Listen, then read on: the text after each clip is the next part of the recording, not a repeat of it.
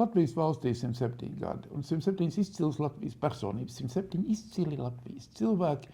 Mums atbild uz jautājumu, ko tev nozīmē Latvija? Šoreiz šo jautājumu atbild sabiedrisko mēdīju galvenā redaktora, žurnāliste Anika Brauna. Ko jums nozīmē Latvija kā zeme, valsts un tauta? Latvija ir mana mīlestība un mana atbildība. Tas ir īsumā. Ja pa punktiem, tad Latvijai vispirms ir vieta, kas man ir devusi labu dzīvi. Mana pieaugušā cilvēka dzīve ir veidojusies neatkarīgajā Latvijā, un es esmu svētīta ar pilnesinīgu dzīvi. Te ir viss, kas nepieciešams, lai es justos labi. Tā ir mana ģimene, kas ir mans balsts.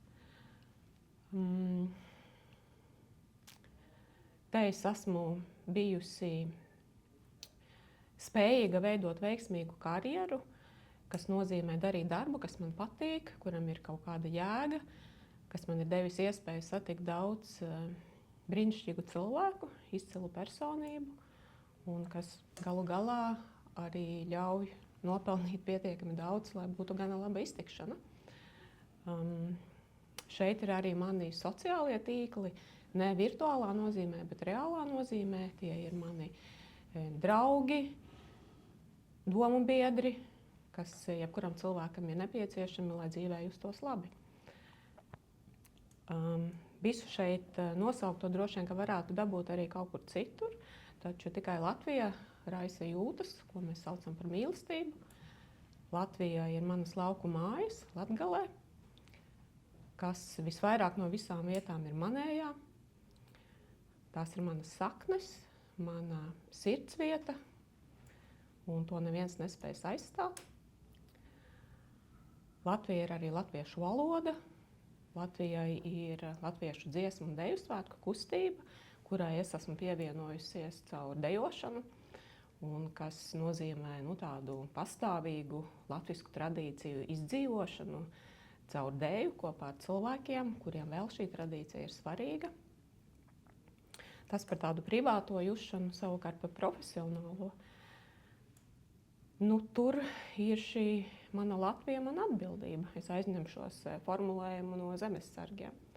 Kad es kandidēju uz Latvijas sabiedriskā mēdija galvenā redaktora amatu, tad šis bija viens no galvenajiem apsvērumiem, kāpēc es izšķīros par šo amatu. Es kā jauna žurnāliste savulaik sāku strādāt, karjeru veidot laikrakstā Diena, kas tolaik bija ietekmīgs laikraksts, un mums toreiz mācīja, ka brīva prese ir svarīga demokrātijai. Tā bija tā sajūta, ar kuru mēs tolaik strādājām, un tā ir tā sajūta, kuru es joprojām nesu sevī. Un tāpēc, piesakoties šim amatam, es uzskatīju, ka tas ir mans pienākums uzņemties plašāku atbildību jomā, kurā daudzus gadus esmu audzējusi savas kompetences un zināšanas. Žurnālistikas lomu pildīt šobrīd ir daudzkārt sarežģītāks izaicinājums nekā tas bija savulaik.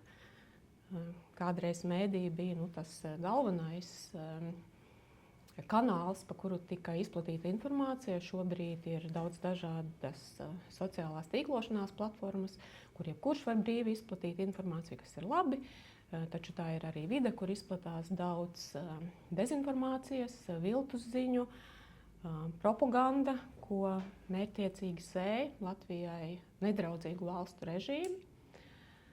Taču, lai demokrātija funkcionētu, joprojām ir ļoti svarīgi, lai cilvēki savus lēmumus pieņem balstoties uz faktiem, lai viņi saprot dažādus sabiedriskos, politiskos procesus, lai viņi zina par lietām, ko neviens vienkārši tā preses konferencēs vai sociālos tīklos neizplata, bet kas notiek. Un te es runāju par pētniecisko žurnālistiku vai demokrātijas sarksuņa lomu, kas tradicionāli ir piedāvāta mēdījiem, un kur joprojām ir svarīgi, lai mēdīji spētu pildīt. Un es jūtos tā, ka man ir jādod savs pienesums, lai mēdī spētu šo lomu pildīt šobrīd. Par attīstību. Tad sabiedriskais mēdījis tagad ir apvienots gan radio, gan televīziju. Par to, ka tas ir viens ļoti nopietns, apvienots, integrēts mēdījis, kas ir daudz vairāk nekā tas kādreiz bija viena televīzija, viens radio, viena redakcija. Tagad tas tomēr viss ir kopējs. Es teiktu, ka tas lielais izaicinājums ir vēl lielāks nekā vienkārši apvienot to, kas kādreiz bija televīzija un radio. Mūsu lielais izaicinājums ir pielāgoties laikmetam, kad cilvēki pamatā mēdījus patērē vai informāciju gūs no dažādām platformām digitālajā vidē. Mēs zinām no datiem, ka auditorijas lineārajā televīzijā un lineārajā radio samazinās, un aizvien vairāk cilvēki patērē informāciju digitālajā vidē. Mēs jau tur esam, bet mums ir jābūt vēl spējīgākiem, vēl vairāk ar savu klātbūtni tur, kur ir mūsu auditorija. Un tas nozīmē citādus formātus, tas nozīmē spējas multimediāli, vairākām platformām uzreiz veidot saturu. Tas ir tāds liels izaicinājums, kas ir visiem mēdījiem, visā pasaulē. Un tas ir arī mūsu lielais uzdevums šobrīd. Jūsu viedoklis par to, kā attīstīsies tuvākajos 10, 20 gados mēdīju telpa un sabiedriskā mēdīja loma? Es teiktu, ka mūsu uzdevums ir joprojām nosargāt to savu lomu, respektīvi panākt to, lai cilvēkiem joprojām mēs esam svarīgi. Es arī īsti neredzu, kas vēl bez mēdījiem, bez profesionālajiem mēdījiem, vienalga vai tas ir sabiedriskais vai privātais, spētu šo lomu pildīt. Bet ņemot vērā, ka ir arī ļoti plaši vēstījumi par to, ka mainstream media ir viltusziņu izplatītāji un tam līdzīgi, tie ir tādi apzināti populistiski vēstījumi, kas tiek izplatīti, lai mazinātu cilvēku uzticēšanos mums, tad tas mūsu lielais izaicinājums papildus visiem citiem ir arī ar savu darbu pierādīt, ka mēs tomēr esam uzticami, ka tas mūsu darbs cilvēkiem ir nepieciešams.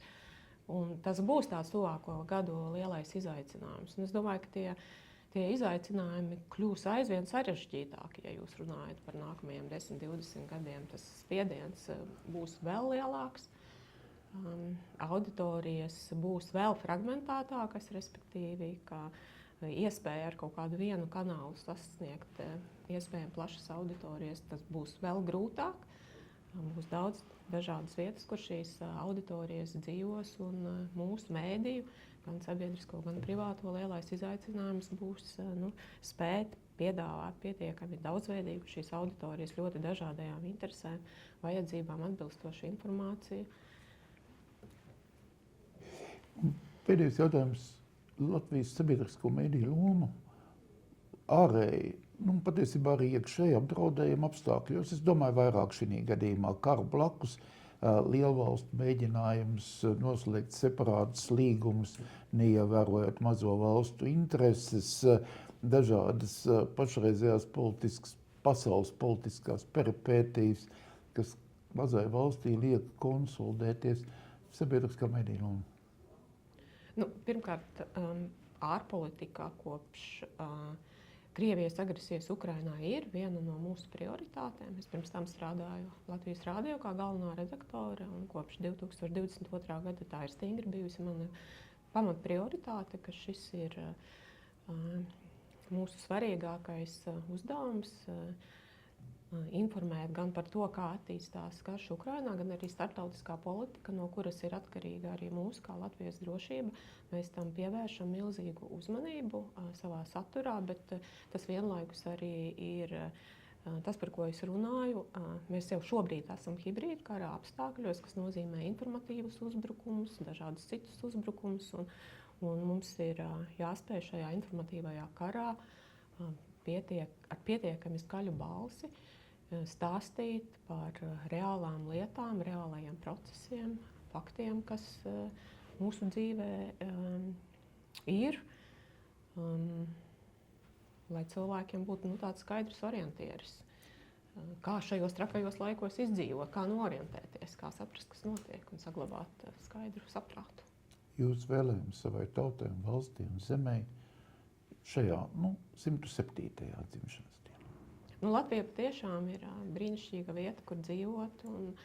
Es aicinu izbaudīt tās visas iespējas, ko Latvija mums ir devusi, un sargāt Latviju kopā. Paldies par statību. Paldies! Labi, paldies!